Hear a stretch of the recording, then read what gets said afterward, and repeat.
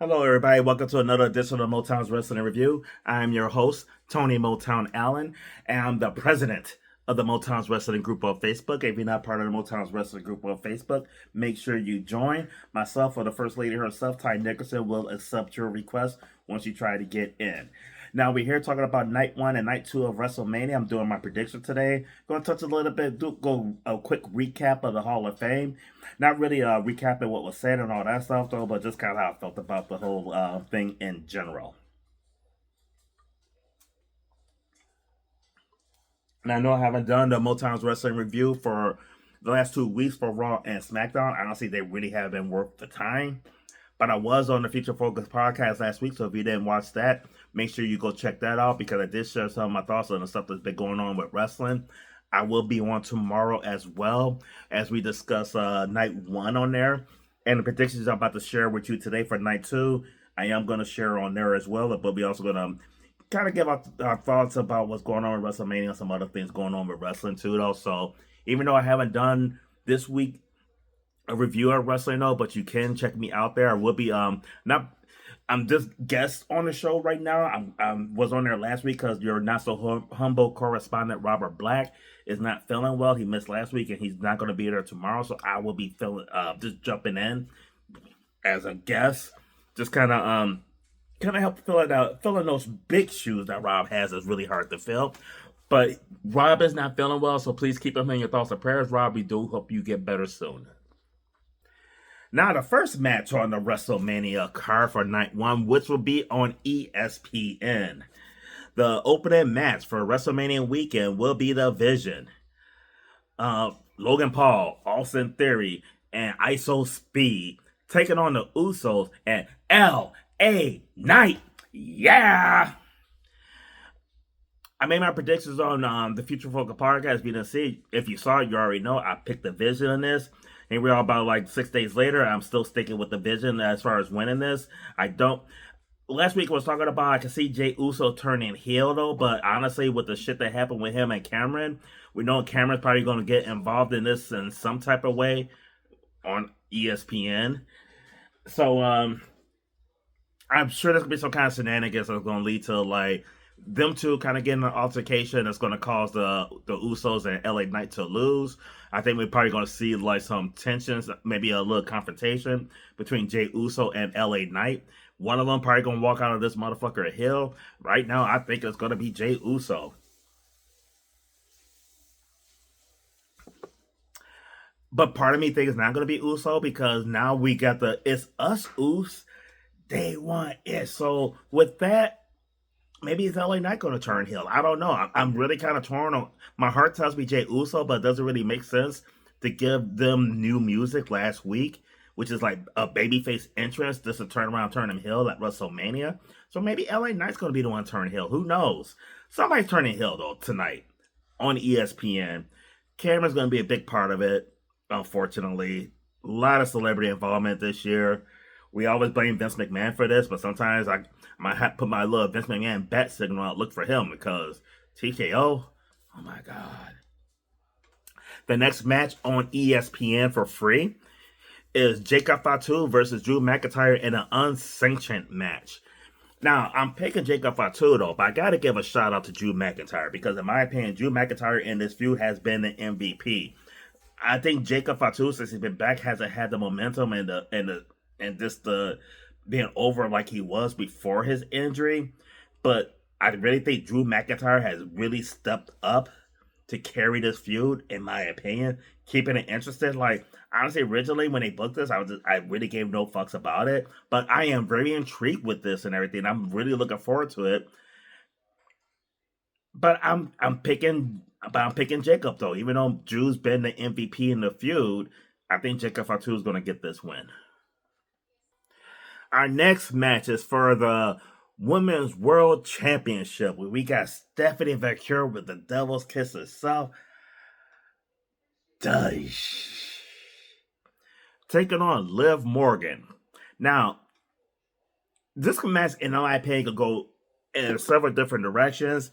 I think the booking direction they're gonna go with is to have Liv Morgan beat Stephanie McMahon and win her first match at Mania. walk out of there with the women's title that she never lost. So she's gonna win the title she never lost, an event she never won at. That's the bookend. That's my prediction.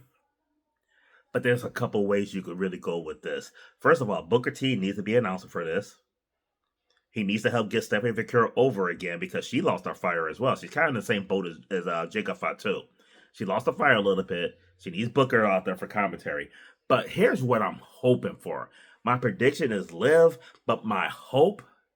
And first of all, don't think that because I'm want to douche them.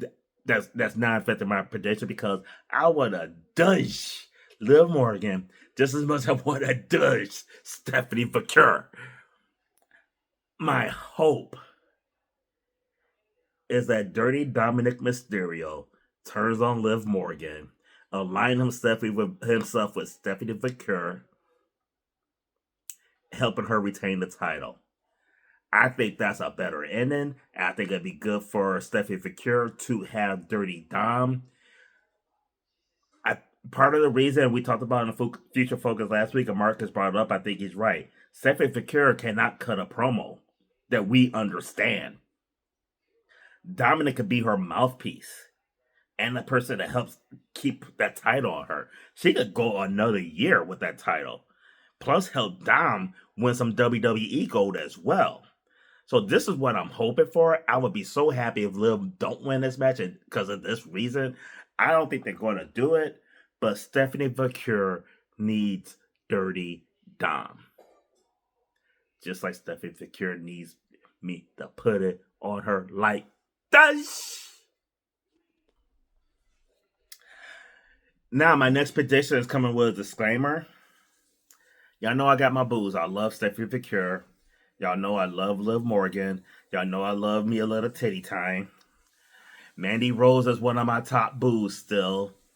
Trish Stratus is my old school boo. But my number one boo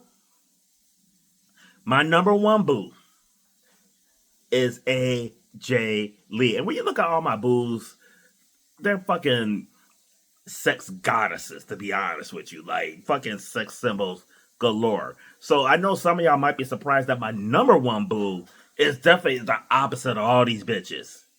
But she's number one for a reason. And no matter what everybody thinking, no matter how obvious it is who's going to win this match, my prediction is that your favorite wrestler and Becky Lynch's daughter favorite wrestler, AJ Lee, will retain her title, and she's going to make Becky Lynch tap out once again for the fourth time, like a little Cena. And you know why? Because unlike the last match, this match only has one person I want to put it on like this. She could skip her way back to Indianapolis for daddy. Now, before I get into this next match, it is a fucking shame that Titty Time herself, Tiffany Stratton, honestly, and Io Sky are not in WrestleMania. And for some reason, people are talking about this sick of Tiffany Stratton. I don't know how Tiffany Stratton has gone from she's amazing talent last year, really good in the ring, so happy she's getting pushed till like a year later, nobody wants to see her. No matter what you think of her, she's better than half the women that's at WrestleMania. And as we go into the next match, tell me when I'm telling lies. For the WWE Women's Tag Team Championship, you got the Bella Bitches. 2 women that Tiffany Stratton's better than. You have Laura Valkyria and Bayley. And I'm sorry, I would definitely take Tiffany over Laura. I can't stand Bayley, but I get why people would take Bayley over Tiffany, so I'm not even going to trip on that. Then you have the Charlotte Flair and Charlexa, and you have the irresistible force, Nia Jax and Last Legend. Now, last week on the Future Focus podcast, I did pick the Bella Bitches to win this because that's what they were working towards. When they brought these bitches back late last year, they brought them back to win the tag team titles at WrestleMania. Well, Nikki Bella, true to form, fucking up plans like she fucked up her relationship with John Cena, is not medically cleared to compete in this match. And according to Wikipedia, now there's a lot of rumors going around that Paige is going to replace her in this match. If you Google Wikipedia, Google WrestleMania 42, look in Wikipedia, Paige is actually listed as Brie Bella's tag team partner. So I'm changing my pick. Since it won't be the Bella bitches in this match, not only am I predicting that Charlotte Flair, Mrs. WrestleMania, and Alexa Bliss will win the tag team championship by pinning Brie Bella after Paige turns on that bitch. That's my prediction. Write it up. The whole damn thing. Not only that Charlexa is going to win the match, Brie Bella is going to get turned on by Paige. Paige is going to take her out. Charlexa will get the win. They're your new tag team champions. And Charlotte Flair is going to further solidify being Miss WrestleMania. And what in the lazy booking is this shit, though? So we got Seth freaking Rollins taking on Gunther. For what reason, we still don't know. But as I predicted last week, Gunther is going to beat Seth Rollins. Braun Breaker, who's medically cleared and not on the card, will make his return, will help Gunther beat Seth Rollins, setting up Seth versus Braun Breaker leading into SummerSlam, and leaving Gunther free to retire another motherfucker, which more than likely will be either Rey Mysterio or Brock Lesnar. And when I say either or, I'm talking about either or for which one is next. Because by the end of the year, they both will be retired to Gunther. And in the main event of night one, the 25% off show, Cody Rhodes is taking on Randall Keith Orton with Pat McAfee at ringside. Oh my God. 2 weeks before Elimination Chamber, this is the direction I wanted them to go in. It didn't look like we was getting Randy Orton versus Cody Rhodes, but that's what I was begging for. That's what I asked for. And damn it, they did it to the T just like I asked. But typical TKO is going to shit on my dream. Pat McAfee is getting featured more than Randy Orton in this feud, which is fucking blasphemy. Fucking blasphemy. They're taking my dream main event and this Vince McMahon in it. I'm still picking Randy Orton to win. I still think that's the direction they gotta go. I think Pat McAfee because TKO. I mean, think about this. Think about this, guys. The stipulation in this match is if Randy Orton does not win the title, Pat McAfee will go away. Do you honestly think that's what TKO wants? Do you honestly think TKO does not want Pat McAfee in the WWE moving forward? They have gone against Triple H and the creative team's wishes and basically said, Triple H, you kunta now. Listen to us. We give zero fucks what you want. Put Pat McAfee in this. TKO got that much power. Pat McAfee's not going nowhere anytime soon. So I'm predicting not only will Randy Orton win number 15, he's going to be 7 championships behind Ric Flair, 2 behind Cena, 7 behind Ric Flair, because real wrestling fans know. Don't listen to the WWE bullshit. Ric Flair is a 22-time world champion. But Randy Orton's going to pump kick his head off his shoulders to win number 15. Write it down. Now, before I go into like night 2 predictions and everything, real quick. Stephanie McMahon at the Hall of Fame last night, she was the first inductee into the class of 2026. The shit came on at midnight Eastern time. Why at 12:30 we haven't seen her out yet? I mean, we had her fucking daughters talking forever. Then we had her like I mean, let's just say it's Vince's fault that that not Stephanie McMahon, that Linda McMahon looks dead. Like if she was up there talking, I would have swear that she's fucking like Weekend at Bernie's right now. They talked for damn near 35, 40 minutes.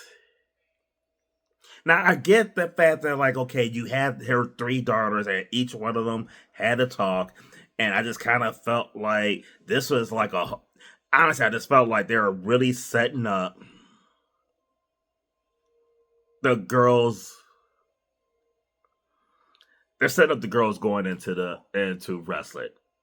Like real talk, no shit. That's just kind of how I felt like the girls are being set up to go into the WWE at some point, especially the oldest. Now I'm gonna say this. I'm saying this under the pretenses because they're real secretive, the girls and everything. But to the best of my knowledge, the oldest is over 18. So I'm gonna say this. I want Stephanie McMahon's oldest daughter. I want Triple H's oldest daughter to be my son. I will put it on her like this. Because she's a billionaire. That's it. Like it worked for Triple H. Why can't it work for Tony Motown Allen?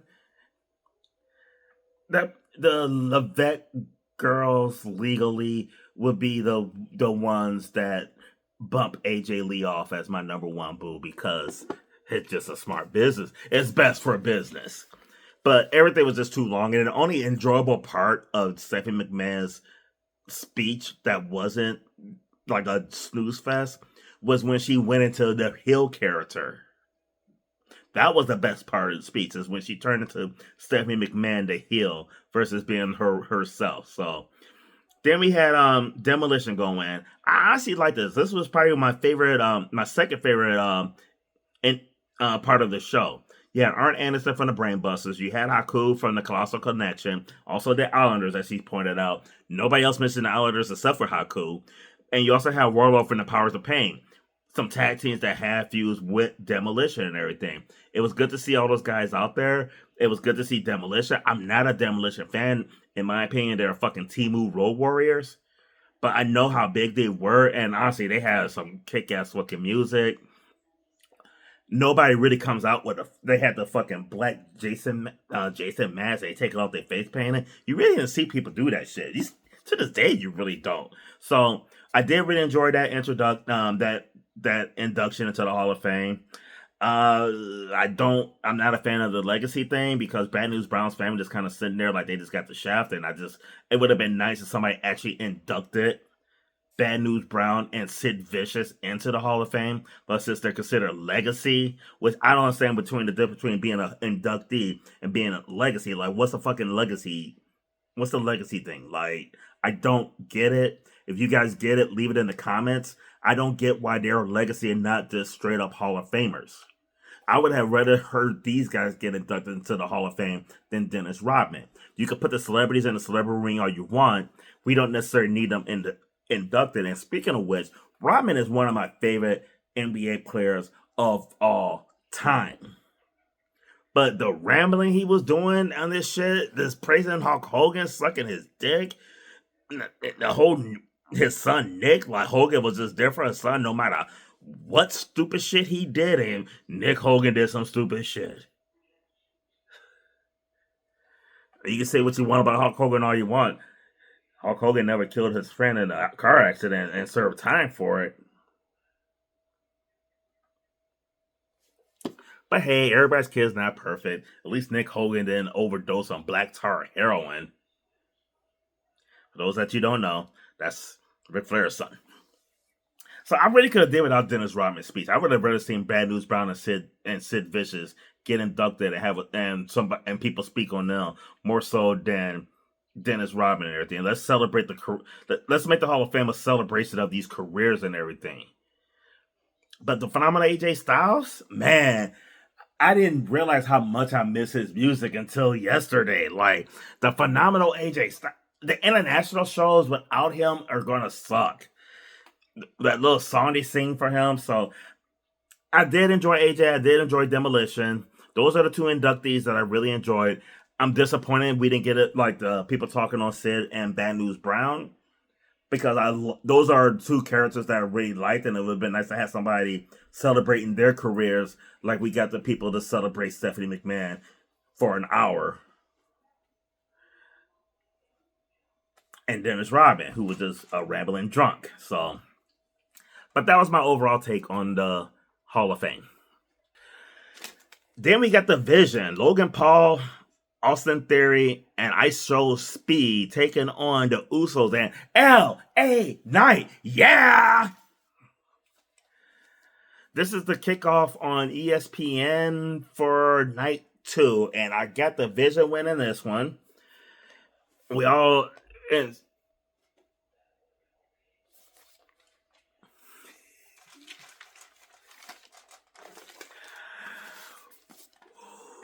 And I talked about Dennis Rodman drinking too much.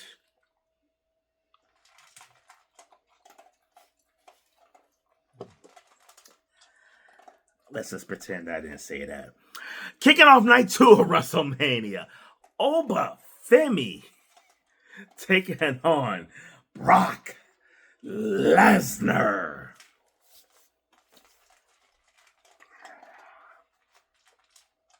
I'm scared. My predict is Oba. Oba needs to beat Brock Lesnar for a few reasons. Number 1, for The Rock at SummerSlam.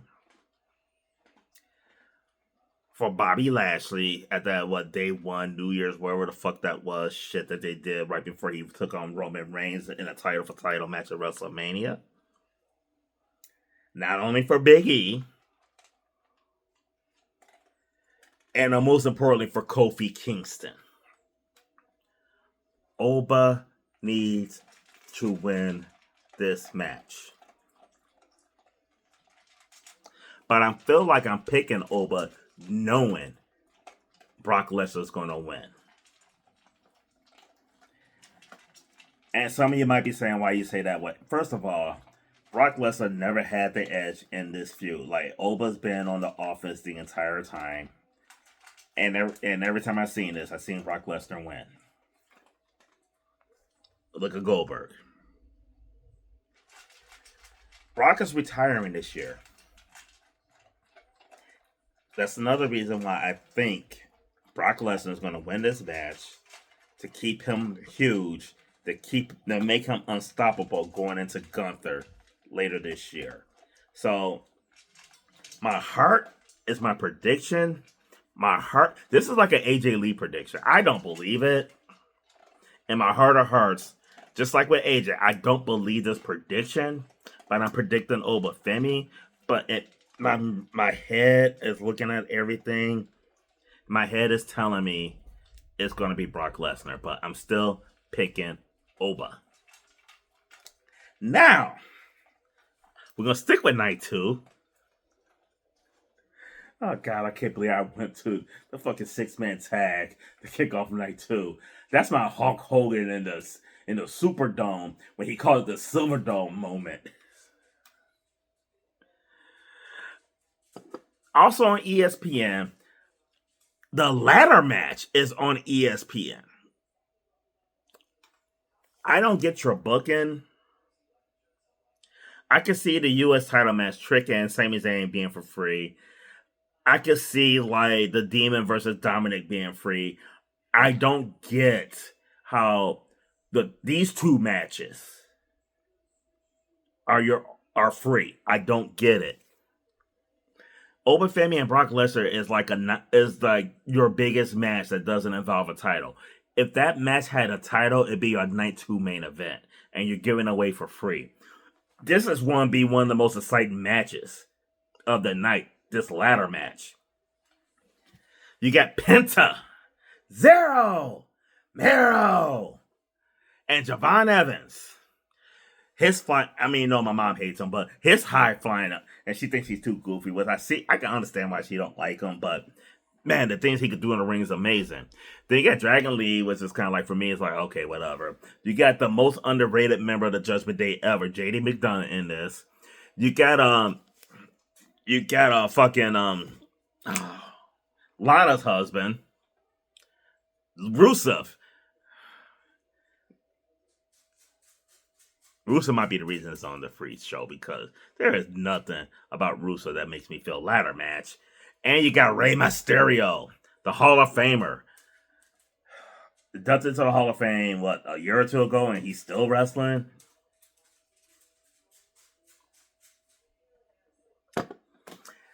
If they were doing this shit in professional sports, Tom Brady should have been put into the Hall of Fame about 2-3 rings before he actually went in. Michael Jordan should have probably went into the Hall of Fame in '96, even though he won his last title in '98. Where we do this at? AJ didn't go into the Hall of Fame before he retired? And AJ's a better wrestler than Rey Mysterio. By far. Yeah, I said it. Tell me when I'm telling lies. But in this match, I'm picking Penta to win. But I think Javon Evans is going to steal the show.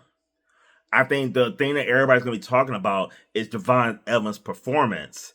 But Penta is going to be the one to win the match. Next up, we got Jade Cargill taking on Rhea Bloody Ripley. And I will put it on both of them like this. Man, sometimes I question the shit that TKO does. Sometimes I question the booking. Sometimes I question a lot of shit they got going on in WWE. I've been kind of sick of the WWE programming for the last couple of weeks, which I haven't done a review. But I'm sorry. They getting it right with the women's matches, though. My God. I'm picking Jade, and I know I'm in the minority of this. A lot of people think that Rhea Ripley is going to get the title back for one reason or another, but number one, Rhea Ripley doesn't need that title. Number two, I firmly believe because nobody sells like Rhea Ripley. She's a fucking veteran on this thing. Rhea Ripley is Jade Cargill's last chance, in my opinion, for them to make a star out of her. I think they got her booked in there against Rhea Bloody Ripley to have a good match, have Rhea lead her to a really good match, get that big win, and go on a fucking tear. Rhea to end up going back to Raw with her lesbian lover, Io Sky, who is not on the card. But I think Jade Cargill is going to walk out of there with the title. No, it's not a popular, not a common thing. Like she's definitely the underdog in this as champion.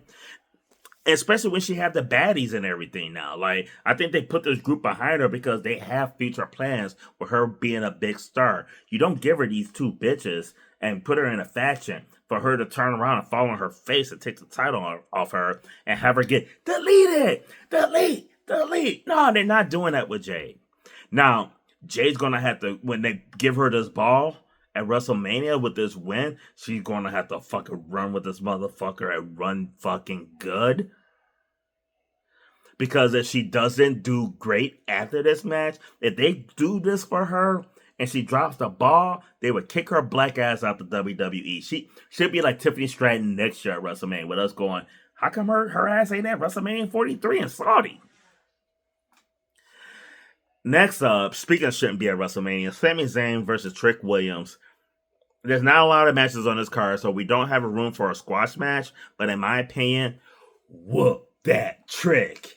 Whoop that trick. Whoop that trick. They need to be singing for him when he comes out. Sammy comes out. They ring the bell. He hits the trick shot. 1, 2, 3, win. This match needs to be less than 30 seconds. And he has a title going, whoop that trick. Whoop that trick. Not only does Trick needs to win this match, but he needs to beat Sami Zayn in 30 fucking seconds. Sami Zayn need to go down like Daniel Bryan went down to Sheamus all them years back.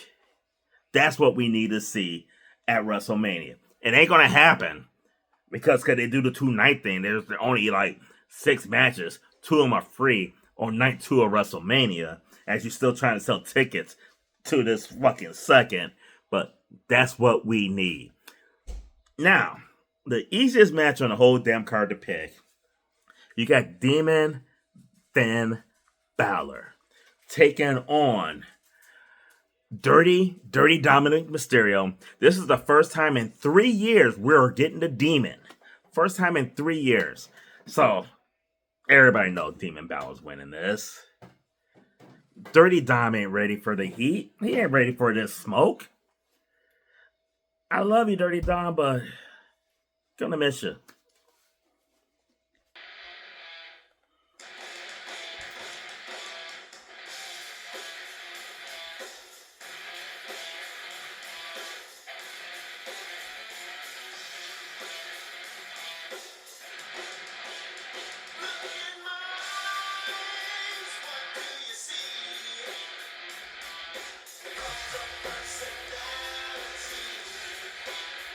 Oh yeah, the main event.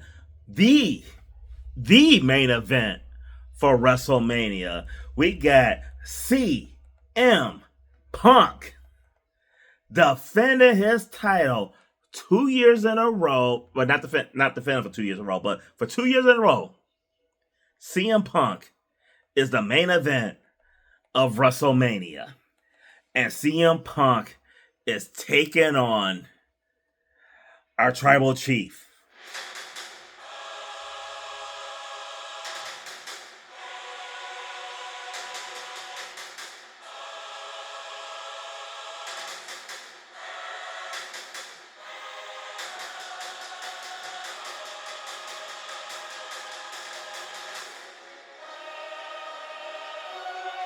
There's levels to this, guys. There's levels to this.